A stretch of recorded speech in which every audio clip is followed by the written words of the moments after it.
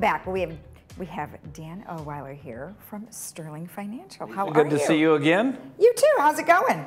Pretty good. We've had a little bump in the market, so it's come up a little bit. So everybody's happy about that. Yeah. Well, how long will that last? Well, Crystal ball now. Come on. Yeah, get my crystal ball out. Yeah, yeah. Well, go ahead. It's a scary time right now, because nobody really knows what the outcome is going to be. We have high inflation. We have the cost of our regular goods just out of control. Yeah. You've probably had a lot of seniors come to you and saying, now what? Yeah, yeah.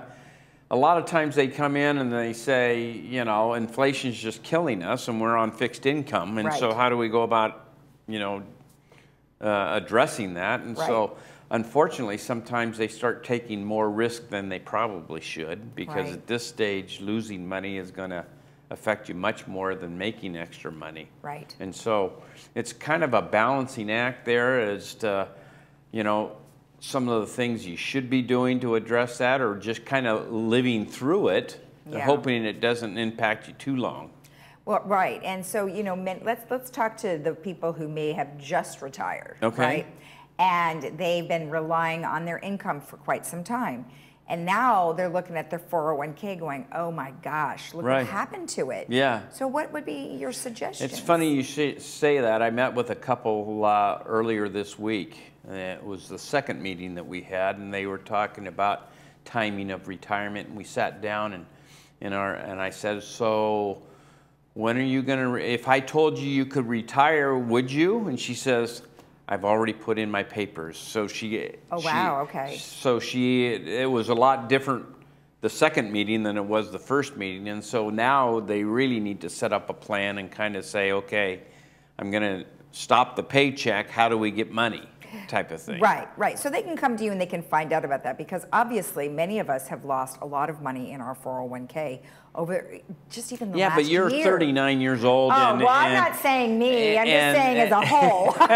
You're 39 years old. You have lots of time. Well, no, we really don't have a lot of time. I mean, you want your investments to grow, right? Right, and so when you're talking to folks who are retired or are planning on retiring, what are some of the pitfalls that they run into? Well, one of the things they need to do is make sure that they have a plan in place and review that plan on a annual or semi-annual basis. Right. One of the problems that we have with people is they come in and they have all their different, have a 401k here and an IRA here and some brokerage accounts here, and they don't really have an organized plan to say, okay, this is where we ought to be taking our funds from, or this is what we should move to protect that a little bit. Okay. And so as you go from accumulating your retirement funds, you should maybe move into more of protecting those retirement funds. Right. And so you kind of need to review that plan from time to time, because maybe you get an inheritance or you've lost some extra money, and so you need to review that plan going forward from time to time to make sure that your goals are consistent with what your risk tolerance is and things like that. Right. Now, when you say risk tolerance, right, that could be a psychological thing. At some point you'd be like, oh my gosh, I need to be really safe. Well, psychological blocks is another problem that you have, and that's sometimes saying, well, my dad left me these stocks, and I just can't sell those stocks because I have a personal tie to those, and yet these stocks are more aggressive than they should be for you, and so you have a psychological block of moving one investment to another, or whatever it might be. You got to get over that to make sure your investments correlate with your plan. But that could also work with assets that are not working for us, right? So let's say you have an underperforming asset, right? And you're like, oh well, it's going to come back. I've had that asset for 20 years. Yeah. I had a lady come in and she said she put my IRA in Apple stock 30 years ago, and I'm never selling it. Well, I mean, she's done obviously very well, but it's just funny money until you lock it in. Okay, it can go down just as quickly as it can go up. Exactly. And so underperforming assets, sometimes you run into that psychological block of, say, should I get rid of it? Right. Just because Dad left me the stock, it was good for him, but it doesn't match what I'm trying to do. Right.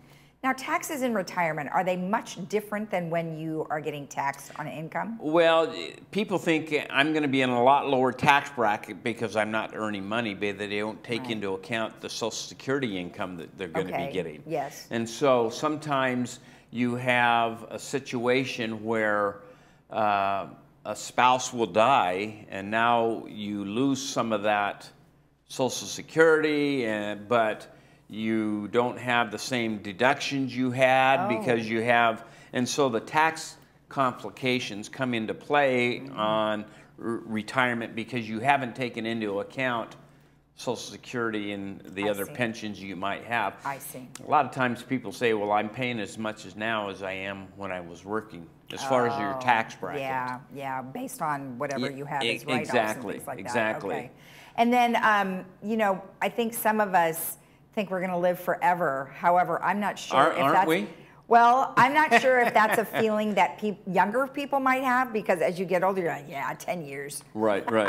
Well, yeah, it varies. Obviously, the average life expectancy, if somebody was born in 2000, it's 79.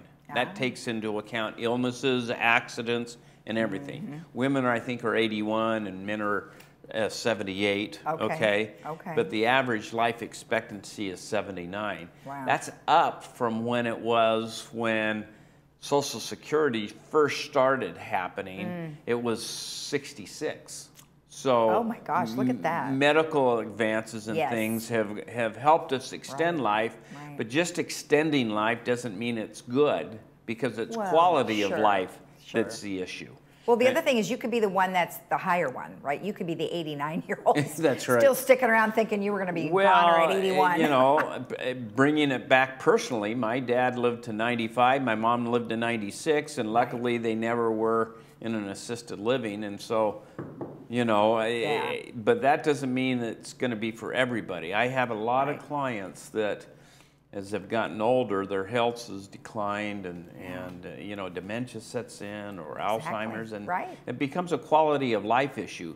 And so I try to plan for age, you know, 90, 95, but I would rather have you plan for age 90, 95 and have you pass away at 85 than plan for 85 and have you pass away for 90. Right. So, you know, longevity comes into play in regard to that. Absolutely. And I'll use someone I know's example is that they retired really early. And it was an unfortunate situation because they shouldn't have. Because then when it came to their elder years, they ended up not having enough money to really pay for things. And so I'm sure that happens a lot. Well, unfortunately, people depend too much on Social Security. And Social Security was not set up to be our main retirement income.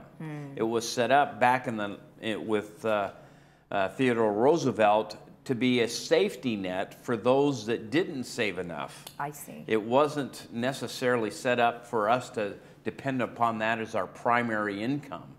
And unfortunately, demographics and things have changed over the years. In 1944, there were 42 people working to support one person on Social Security. Oh my gosh. And now look at it. and now it's 3. Oh, wow. Okay? Wow. And so we have 80 million baby boomers that are working. Over the next decade, they're going to be moving into Social Security and retiring. I don't know that we're going to get 80 million workers to replace that. Yeah, it's true. So we're living longer. They're having to pay benefits longer. And the life expectancy was like 66 back in the 40s. So you qualified at 65. They figured you're going to live over 66, 67.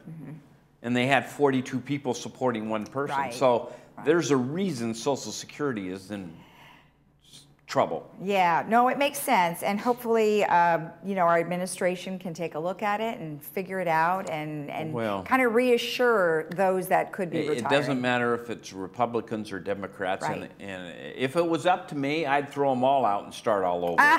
You know, but Yeah, no. but it is. But you're right. It is Yeah. not a. It is not a party thing. It's Right. it's a people thing, and Right. so hopefully we'll get folks to take a look at We that. hope so. All right. Thank you so much for the Hey, good to information. be here. Have a great weekend. All right. And if you want more information about what we've discussed, or you would like an evaluation of your finances, please call 949-859-8900 or go to their website, sterlingfa.com. We'll be right back.